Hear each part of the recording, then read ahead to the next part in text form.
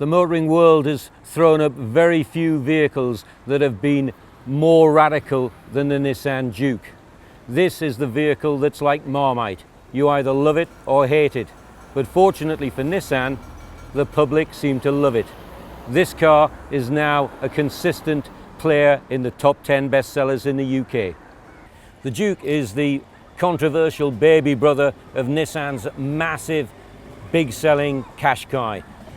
But when the Juke came along, it certainly wasn't going to be overshadowed by its big brother, because it looks pretty much like nothing you've ever seen before. Starting with this wonderfully aggressive and quirky face with the twin double headlights. You've got this stretch here halfway down the bonnet there that is impossible to ignore. And make sure that's one thing: no one ignores the Nissan Juke. From every angle, the Juke looks different. On the side profile here, you've got these massive flared wheel arches. You come round to the back, you've got the wonderful boomerang rear lights, very curvy rear end.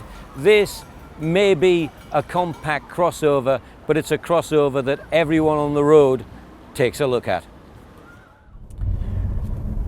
The Juke was never going to be as extrovert on the inside as on the outside, but give Nissan their due, they've given it a good crack. This is one of the more interesting small car interiors, and it's full of quirky little touches.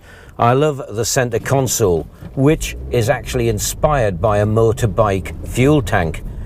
And there are other areas as well. The two main instruments in front of you have got like this Meccano machined look around the outside of it, which once again shows the individual character of the Nissan Juke.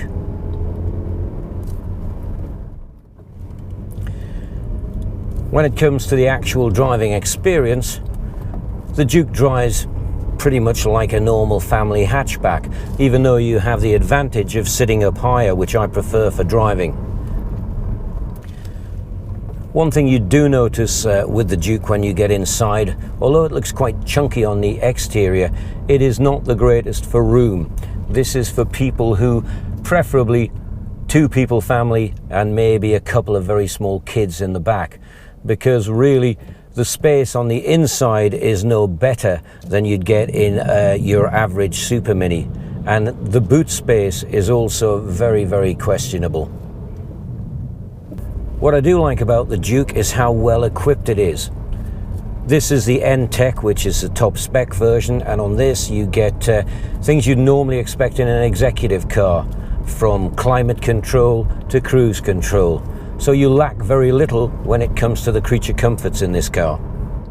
When it comes to performance, you have a choice of engines to suit both your driving style and your pocket. There's an entry-level 1.2 petrol, which is for people who are not really interested in any performance, but reasonable economy around about 45-50 to the gallon.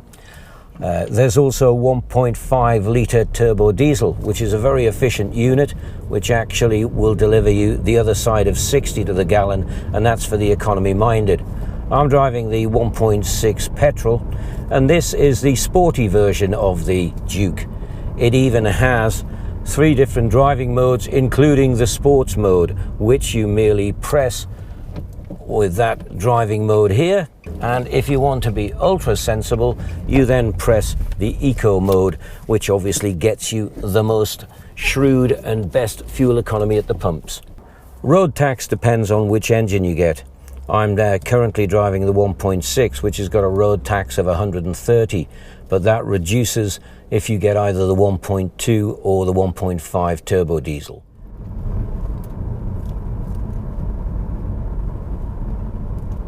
For me, the Juke is a bit of a motoring rebel. I just like how audacious it looks. This is not your norm for a mainstream family car. And because of that, it gives you something, a bit of an X factor. And that's why I think an awful lot of people have been buying this car.